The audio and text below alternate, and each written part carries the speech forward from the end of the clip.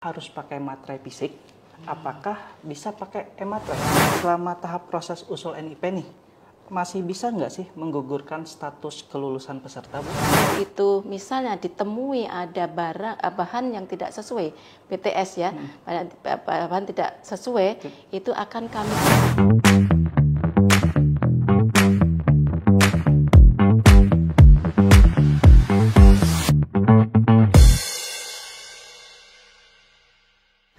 Hai Sobat BKN, jumpa lagi di BKN Talk. Sebelumnya, saya ucapkan selamat ya buat teman-teman yang sudah lolos tahap akhir seleksi CASN dan P3K tahap 1.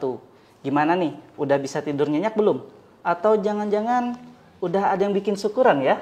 Tentunya belum, karena Sobat BKN masih ada satu proses penting lagi yang harus dilewati, yaitu pengisian daftar riwayat hidup dan penetapan NIP. Sesuai dengan tema kita hari ini, pemberkasan aman NIP di tangan, saya sudah ditemani oleh narasumber kita, Ibu Sri Murtiningsih atau yang biasa dengan dipanggil Ibu Titin dari Direktorat Pengadaan dan Kepangkatan BKN.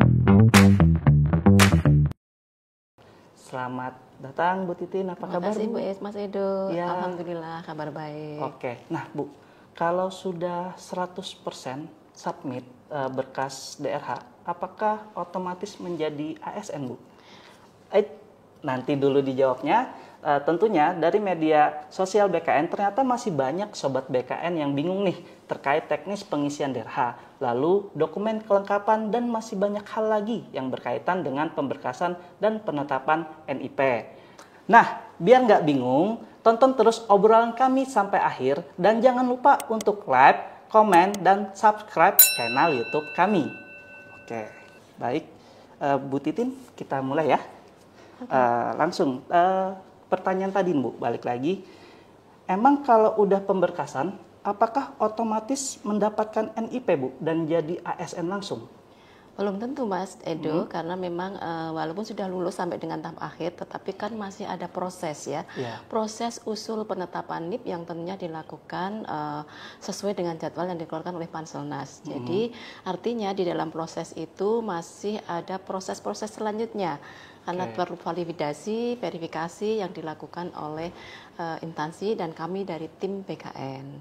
Oh, berarti kalau sudah pemberkasan tuh nggak otomatis jadi ASN ya Bu, harus ada syarat-syarat atau proses lagi yang harus dilalui. Iya betul sekali, karena memang sesuai dengan regulasi yang ada di kita, Perban BKN nomor 14 tahun 2018 untuk petunjuk teknis PNS dan Perban BKN nomor 1 tahun 2019 Jungto Perban BKN 18 tahun 2020 petunjuk teknis P3K. Di situ ada ketentuan atau syarat administrasi yang harus dipenuhi oleh calon aparatur sipil negara untuk diusulkan penetapan NIP-nya ke BKN. Oke. Nah Bu, apa aja sih informasi yang wajib diisi teman-teman nih dalam pengisian DRH CASN, Bu? Jadi Sobat BKN semuanya, bahwa di dalam pengisian DRH ini tentunya teman-teman harus mengisi dulu ya di SSCASN, di RH itu harus diisi. Data-datanya harus diisi semuanya. Di situ ada data riwayat pribadi, data riwayat pendidikan, data riwayat keluarga, kemudian ada data lain yang harus diisi. Nah, silahkan nanti teman-teman semuanya mengisi melalui SSCASN, kemudian baru di-download, kemudian nanti bisa di PDF baru di-upload kembali. Nah, itu untuk pengisian DRH-nya ya. Terus SKCK sendiri Bu, itu fungsinya apa sih Bu? Nah, kalau untuk SKCK, istilahnya itu dikeluarkan oleh Kepolisian Negara Republik Indonesia, dan itu untuk mengetahui bahwa karena di dalam ketentuan itu kan ada ya, di Super 5 poin di Perban BKN itu kan ada salah satu surat pernyataan yang menyatakan bahwa tidak pernah dihukum penjara minimal 2 tahun ya yang berkaitan dengan itu. Jadi artinya ketika sudah ada di SKCK itu, ketika seseorang tidak pernah tersangkut apapun, pasti di situ akan tidak pernah terlibat apapun di SKCK. Jadi fungsinya adalah untuk kelakuan baik ya, istilahnya seperti itu. Karena di SKCK itu terlampir dia pernah dipenjara apa belum ya Bu? Dan pastinya akan terrekod di kepolisian ya, kalau pernah ada tindak kejahatan atau apapun. Nah, Terus nih ada Bu, terkait surat pernyataan tidak boleh pindah selama 10 tahun. Apakah surat pernyataan ini termasuk dalam super 5 poin tadi Bu? Kalau terkait dengan tidak boleh pindah selama 10 tahun, di dalam ketentuan kita adalah yang kita persyaratkan adalah super 5 poin ya Mas ya. Super 5 poin sesuai yang ada di Perban BKN ya. Yang tadi kita sebutkan di situ ada lampirannya ya untuk PNS dan untuk P3K ada sendiri. Itu super 5 poin. Jadi surat pernyataan 5 poin itu memang harus ada. Tetapi kalau instansi mau menambahkan terkait dengan tidak boleh pindah atau surat pernyataan yang lainnya ya, bisa di dalam dokumen yang berbeda tetapi di PDF-kan dalam satu file, nanti bisa di-upload, diunggah di file yang untuk surat pernyataan 5 poin itu. Oh, berarti jika ada instansi yang menambahkan lebih dari 5 poin, itu dimungkinkan saja ya Bu? Dimungkinkan. Tapi nanti untuk proses penguploadannya, itu dijadikan satu file untuk diunggah dalam satu kolomnya itu. Ya, jadi ada dua surat pernyataan ya, itu surat pernyataan 5 poin, kemudian ada surat pernyataan satu lagi diunggah dalam satu file. Itu bisa, kemungkinan memang bisa seperti itu. Ya. Nah Bu, kalau dalam pengisian DRH nih Bu, kan kita ada diminta dokumen-dokumen tertentu, ada terjadi perbedaan data, seperti nama mungkin, di ijazah, KTP, atau KK. Itu mana sih Bu yang harus diisi dalam DRH-nya seperti itu? Di dalam ketentuan itu kita menggunakan dasarnya adalah ijazah ya. Ijazah yang digunakan sebagai dasar pelamaran. Jadi baik nama, tempat, tanggal lahir kita menggunakan ijazah. Jadi memang ada case juga ya Mas ya. Misalnya KTP-nya itu namanya disingkat, tetapi ijazahnya tidak disingkat. Yang kita gunakan dalam proses penetapan NIP adalah ijazah yang digunakan pada saat pelamaran. Oh, berarti acuannya adalah di ijazah saat melamar ya Bu? Iya. Nah, ada lagi nih Bu, kalau ternyata data-data mereka hilang, dokumennya tuh seperti mungkin ijazahnya hilang karena kebakaran, banjir, jadinya tidak bisa mengupload, membuktikan itu. Nah, itu gimana Bu Titin? Kalau untuk ijazah yang hilang, ya untuk ijazah yang hilang itu ada surat keterangan pengganti ijazah. Biasanya ketika seseorang kehilangan ijazah, tentunya kan mengurus mengurus surat kehilangan pengganti ijazah. Nah itu bisa digunakan karena itu surat keterangan pengganti ijazah itu kan ada nomor ijazah, kemudian ada diterbitkan, kemudian tentunya surat keterangan pengganti ijazah itu diterbitkan oleh pejabat yang berwenang. Kalau misalnya dalam syaratnya itu disyaratkan S1, tapi ternyata dia mengupload ijazah dengan S2-nya. Apakah itu masih boleh, Bu? Kalau diformasinya adalah S1, sementara ada yang mempunyai ijazah S2, padahal yang dibutuhkan adalah S1-nya. Nah, kita sesuai formasi, karena formasinya adalah S1, nah tentunya yang diupload harusnya adalah ijazah S1-nya. S1-nya? Iya. Oke.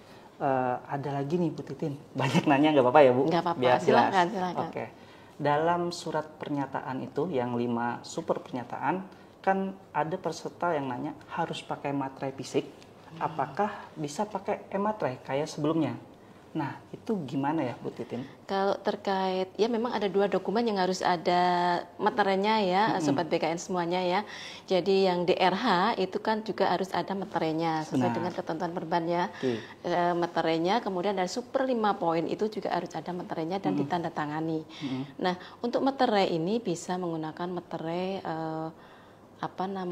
elektronik ataupun fisik. Kalau kemarin kan memang sempat ya kita ketika seleksi ya, kalau tidak salah kita seleksi itu kita dipersyaratkan untuk menggunakan e-materai semua, tetapi karena memang waktu itu ada agak down ya sistem e-materai sehingga ada kebijakan bisa menggunakan e-materai ataupun materai fisik. Jadi yang perlu dicatat juga Sobat BKN semuanya bahwa materai itu satu dokumen digunakan untuk satu materai. Jangan materai digunakan untuk satu materai digunakan untuk 2 dokumen. Jadi satu dokumen satu materai. Seperti itu ya, Mas Edo? Benar. Berarti mau e-materai atau materai fisik itu bisa semua ya Bu? Sesuai mungkin arahan dari instansinya ya.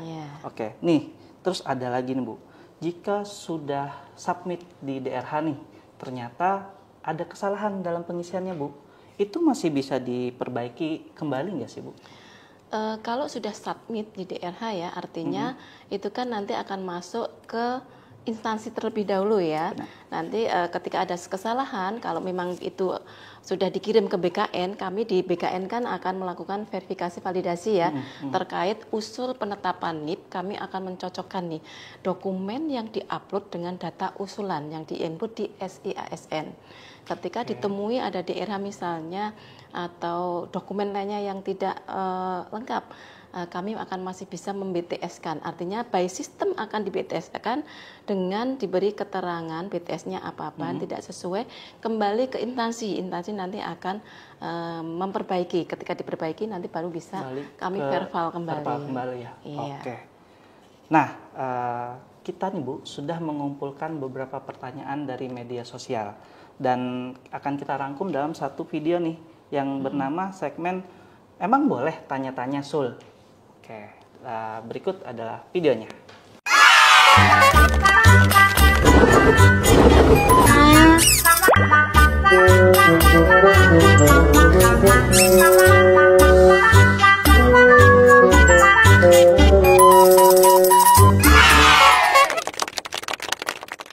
Baik, Bu Titin, pertanyaannya. Selamat sore Min, izin bertanya, jika surat sehat rohani di RSUD namun status dokter yang menandatangani masih SIP belum NIP, apakah tidak masalah? Karena instansi saya menjawab tergantung pengajuan di BKN.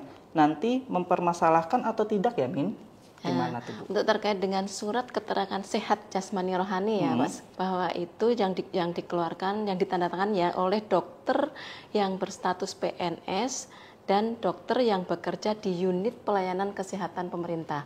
Artinya kalau tadi disampaikan oleh pertanyaan ini bahwa dia dari RSUP ya, itu berarti kan rumah sakit umum pemerintah. Rumah sakit umum Jadi artinya bisa masih dibolehkan ya berarti ya Bu. Sobat BKN, untuk surat kesehatan jasmani dan rohani bisa dikeluarkan oleh dokter yang berstatus PNS yang mempunyai NIP dan juga dokter-dokter yang bekerja di unit pelayanan kesehatan pemerintah. Begitu ya Bu Titin? Iya. Pertanyaan kedua nih. Maaf Min, izin bertanya, apakah hasil tes kesehatan dapat mempengaruhi kelulusan pemberkasan? Misal, tekanan darah saya tidak normal, tapi hasil pemeriksaan dikatakan cakap atau sehat. Apakah akan menjadi permasalahan? Itu suket ya, surat keterangan sehat jasmani ya. Jadi sesuai dengan ketentuan yang ada bahwa surat keterangan sehat jasmani itu dikeluarkan oleh dokter tadi ya. Artinya surat keterangan yang dikeluarkan oleh dokter itu bisa kita gunakan ya Pak ya, bahwa dokter sudah memeriksa, kemudian dia dinyatakan sehat, cakap jasmani kan, artinya itu tidak bermasalah karena tidak ada catatan-catatan khusus ya. Berarti masih dianggap mampu dan cakap jasmani rohaninya. Nah, ada lagi nih Bu Titin. Min, kalau saya disabilitas, surat kesehatannya seperti apa ya? Kalau surat kesehatan itu kita persyaratannya adalah sehat jasmani dan rohani ya Pak ya.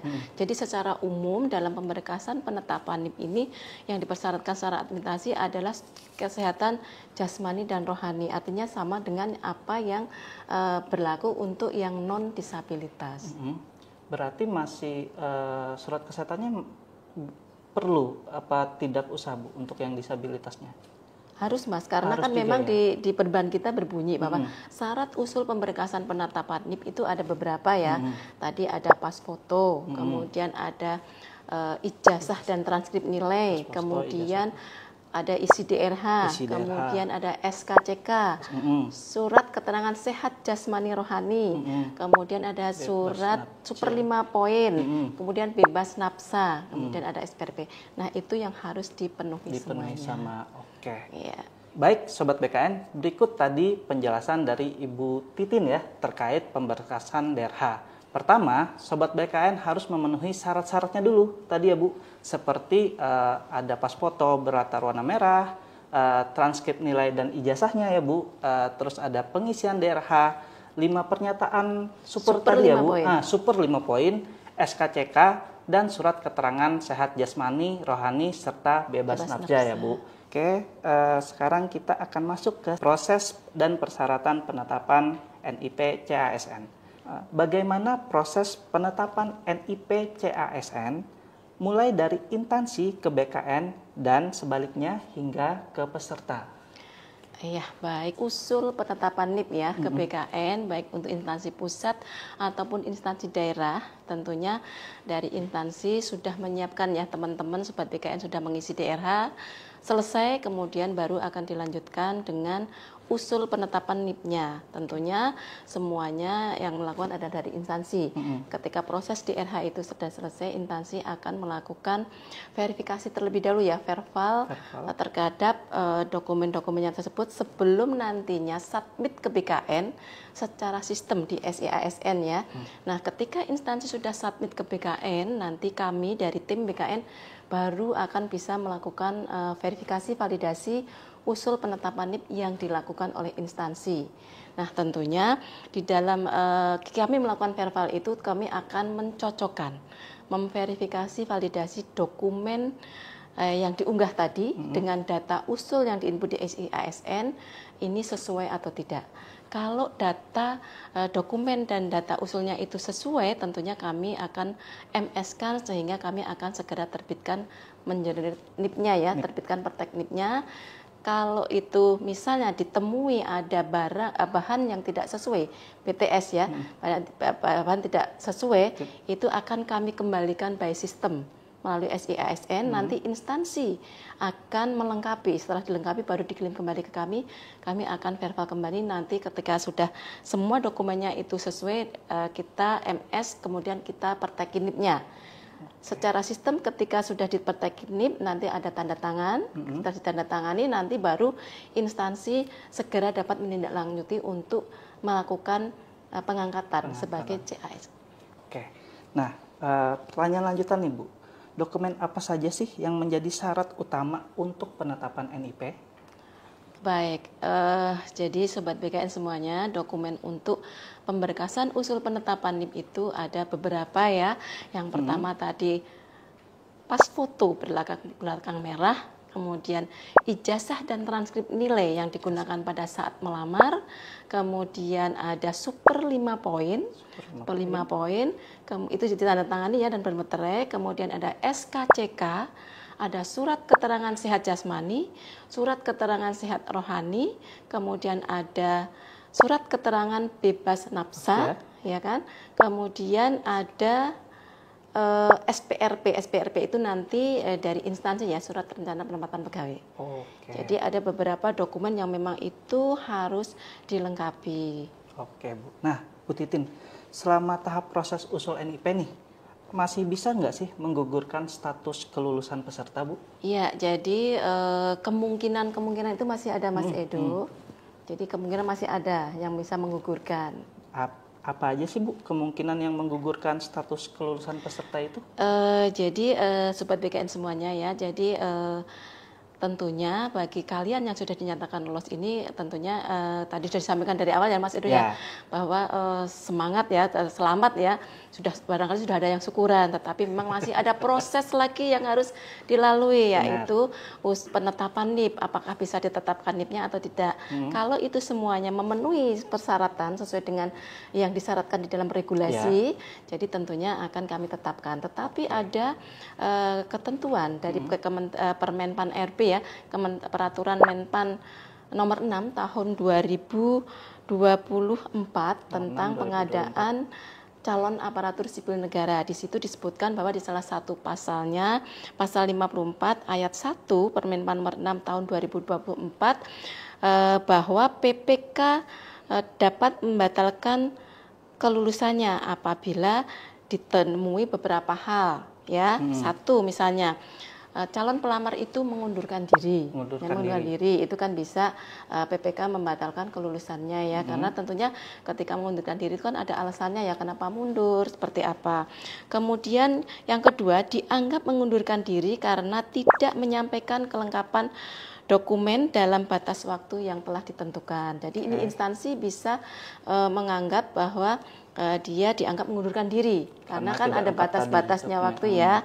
Kemudian selanjutnya adalah terbukti kualifikasi pendidikannya tidak sesuai dengan penetapan kebutuhan yang dikeluarkan oleh Menpan. Oke. Kemudian satu lagi ada juga tidak memenuhi persyaratan seleksi atau meninggal dunia. Nah, itu memungkinkan untuk tidak bisa diangkat. Lolos lagi ya. Oke.